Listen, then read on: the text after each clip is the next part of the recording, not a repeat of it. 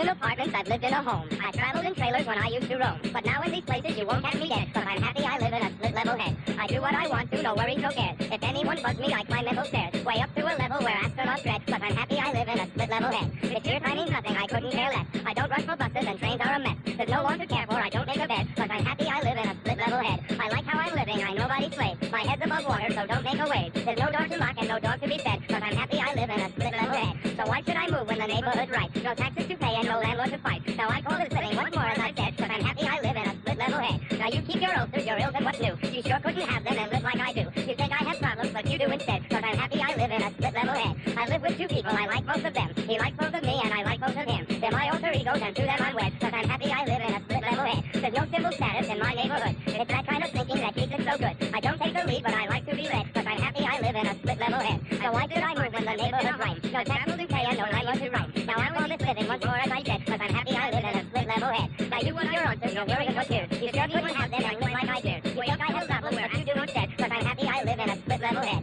I live with two people, I like both of them. He likes both of me and I like both of him. They're my alter egos and to them I'm wed, cause I'm happy I live in a split-level head. I like to live better in my neighborhood, but that kind of thinking that keeps it so good. I don't take the lead, but I like to be led, cause I'm happy I live in a split-level head. I've lived in apartments, I've lived in a home. I traveled in trailers when I used to roam. Now in these places you won't catch me dead, cause I'm happy I live in a split-level head. I do what I want to, no worries, no cares. If anyone hugs me, I climb every stair. Way up to a level where astronauts tread, cause I'm happy I live in a split-level head. If your time means nothing, I couldn't care less. I don't run for buses, my lanes are a mess. There's no one to stand for, I don't make a bed, cause I'm happy I live in a split-level head. I like how I'm living, I'm nobody's slave. My head's above water, so don't make a wave. There's no door to lock and no door to be fed, cause I'm happy I live in a split-level head. What did he say? Well, I don't know what he said. You know what he said? No, I don't know what he said. What did he say? I don't know what he said. Napoleon the 14th. Like to time warp to the 80s now for a tune by one of our favorite bands, the Dead Milkmen.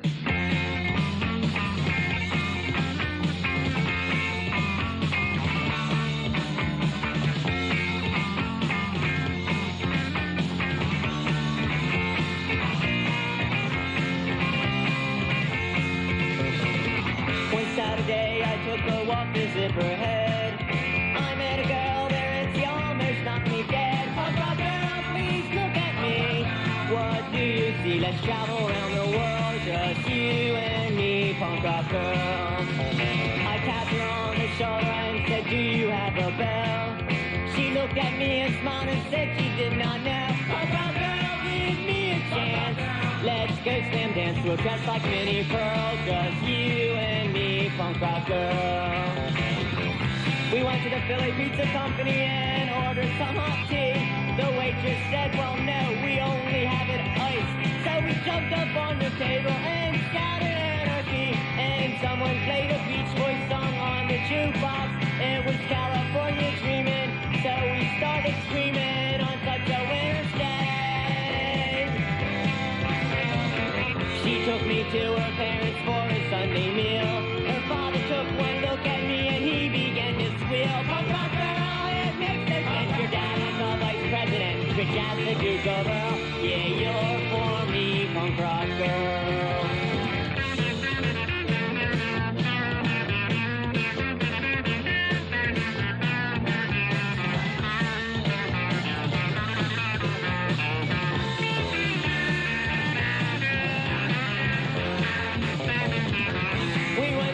Shopping mall and laughed at all the shoppers. And security guards trailed us to a record shop.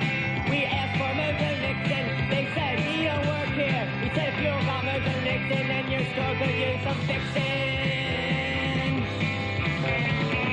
We got into a car away, we started rolling. I said how much you pay for this? Said nothing, man, it's stolen. Punk rock girl, you look so wild. Let's have a child named her Minnie Pearl. Just you and me, eat butts, banana swirl. Just you and me, we'll travel around the world. Just you and me, punk rock girl. Putting old things together differently is also the subject of this next comedy bit from Hudson and Biner on the Dr. Demento Show. Genetic engineering, hope for the future? Or is science just trying to get into our genes? I'll have a liverwurst on a Kaiser roll. At the Synthetic Food Laboratory, they're working with genetic engineering to create new foods to feed a starving world. With mustard and some slaw on the side, por favor. The top scientist in this highly experimental field is A little more mustard. Gracias. Dr. Horst Schmidt. Listen, you don't mind if we walk and talk? I'm a very busy man, and I only have a half hour for lunch. Certainly. I understand you have developed a new life form that is a perfect protein. Absolutely true. Well, how did you come up with this new life form? Gene splicing. I see. Could you explain that for us? Certainly. We combine the genes from insects with similar protein structure. I see. Then we put the genes in a jar filled with grass and twigs, a few holes in the lid for ventilation. Then we put the jar under a grow lamp. And a new life started to form. Yes, that was our first S.N.I.T. S.N.I.T.? S.N.I.T, yes, it stands for Synthetic Nuclear Insect Technology. Well, that's wonderful news, Professor. How long will it be before the world can sit down to a S.N.I.T. dinner? Not for a while. You see, we have a problem. Ah, what's that? Well, first we have to make them appetizing. Oh, they're not appetizing? No, not at all. If you saw one now, you'd probably gag. So it's ugly. It's terrifying. Well, what does this S.N.I.T. look like? Do you know what guacamole looks like? Yes? Well, like that, but with eyes. Eyes? Yes, hundreds of eyes, bloodshot eyes staring up at you from the plate. I see. They also see. Well, couldn't you slice or grind up these S.N.I.Ts and serve them that way? You know, that's another problem. We did that. And what did you get? More S.N.I.Ts. As it turns out, they can't be killed. Well, how about if you cook them? Does no good. They just sit in the pan and make strange snorting noises. The S.N.I.T. snorts? Yes, they do. And there are so many of them that they make so much noise it drives the gods crazy. But that's not the big, huge problem. I see. And what is the big, huge problem? The strange disappearances. Oh, the S.N.I.Ts are disappearing? No, the gods are disappearing. The guards? Well, what do you think happened to them? The S.N.I.Ts ate them. Well, how can you be so sure? Well, it wasn't hard to figure out. One night we had two 150-pound gods. The next day we had a S.N.I.T. that gained 300 pounds. Well, that's awful. Are you sure? Absolutely positive. Let me show you on the blackboard. 2 G's for God, 1 S for S.N.I.T. If you put 2 G's into 1 S, you get 1 GS. And what's a GS? That's a gigantic S.N.I.T. Well, do you mind if I open the door and see what one of these things look like here? Don't open that door. Good Lord, man. I think I'm going to gag. I told you. But, Professor, they're man-eaters. You've got to stop them. We've tried everything. We've tried to shoot them, drown them, freeze them. The Pentagon sent over their best man armed to the teeth. And where is he now? He's in a S.N.I.T.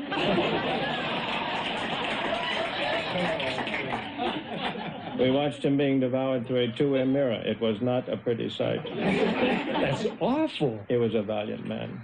Right before his head vanished into the S.N.I.T., he screamed, "Mama."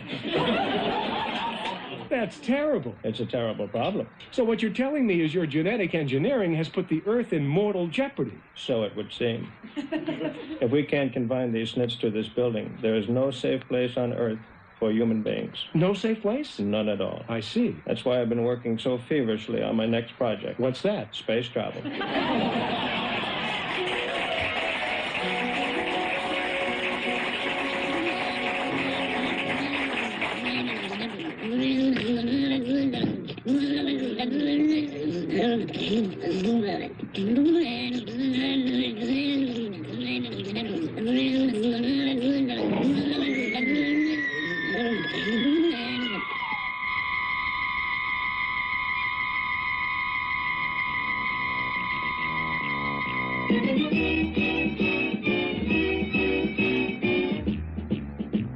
Attack of the killer tomatoes!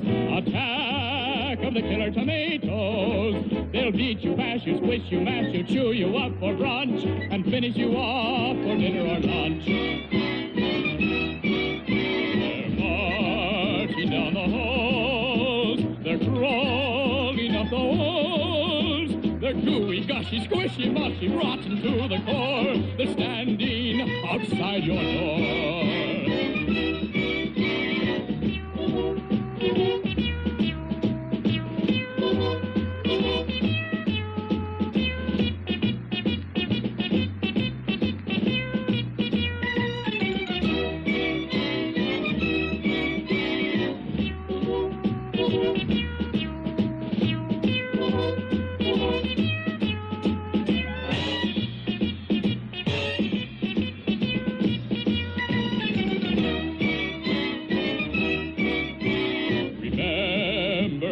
Garbage, while taking out his garbage, he turned around and he did see tomatoes hiding in his tree. Now he's just a memory. I know I'm going to miss her. A tomato ate my sister. Sacramento fell today. They're marching into San Jose. Tomatoes are on their way.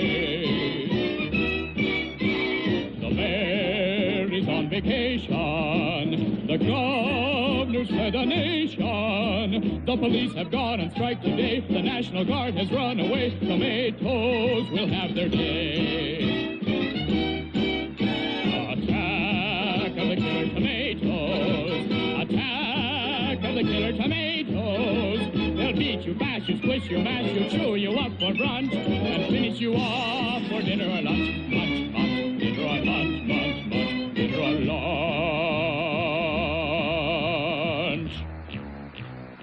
We got into the altered life forms with Landry and Biner and S.N.I.T.S, S.N.I.T.S, from their new comedy album, which is on a major label, which means you have half a chance of finding it in your local record store. Funny album, too.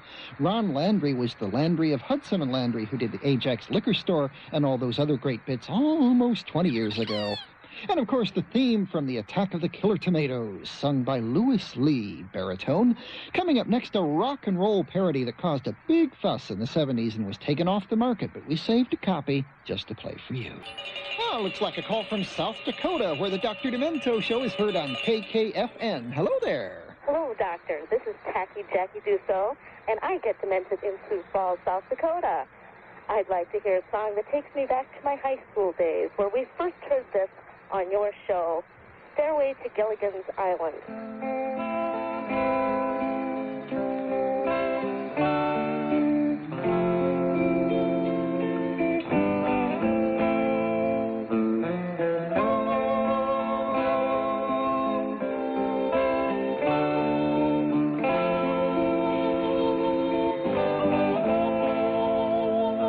Just sit right back and you'll hear a tale of a fateful trip that started from this tropic port aboard this tiny ship. The mate was a mighty sailing man, skipper brave and sure. 5 passengers set sail that day for a 3-hour tour, a 3-hour tour. And makes me wonder.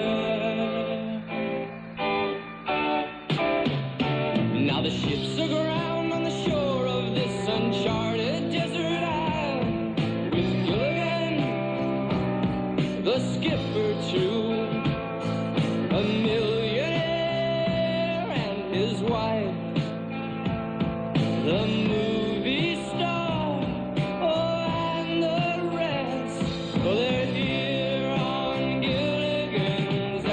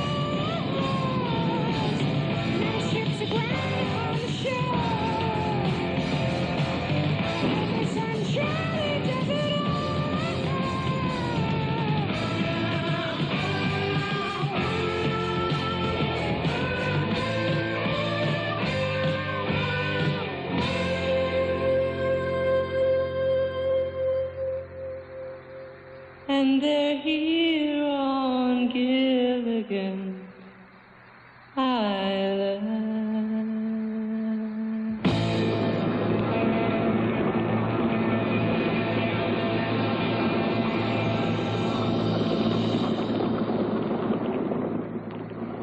Little Roger and the Goosebumps with Gilligan's Island Stairway. I'd like to do something called baseball and football, and thank you. That's nice. Because these two activities are so much a part of us, and yet they're so different. Baseball is pastoral, 19th century. Football is technological, 20th century. Baseball is played on a diamond in a park, the baseball park. Football is played on a gridiron in a stadium, War Memorial Stadium. In baseball, you wear a cap. In football, you wear a helmet. Baseball has a 7th-inning stretch. Football has a 2-minute warning. Baseball has no time limit. We don't know when it's going to end. We might have extra innings. Football is rigidly timed, and it will end even if we have to go to sudden death. Football is based on downs. What down is it? Baseball is based on ups. Who's up? Are you up? I'm not up. In football, you get a penalty. In baseball, you make an error. Whoops.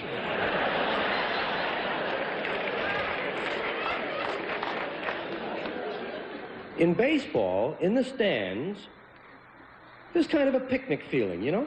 Emotions may run high, but there's not that much unpleasantness. In football, in the stands, you can be sure that at least 27 times during the game you were capable of taking the life of a fellow human being. Preferably a stranger. And to sum this up, the objects of the game's quite different. The object of the game in football is for the quarterback, otherwise known as the field general, to be on target with his aerial assault, riddling the defense by hitting his receivers with deadly accuracy in spite of the blitz, even if he has to use the shotgun. With short bullet passes and long bombs, he marches his troops into enemy territory, balancing this aerial assault with a sustained ground attack which punches holes in the forward wall of the enemy's defensive line.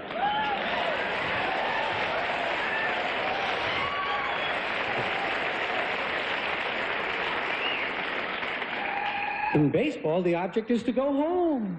I'm going home. I'm going home. Ta-da! All right, enough of that. Thank you very much. George Carlin on the Dr. Demento Show.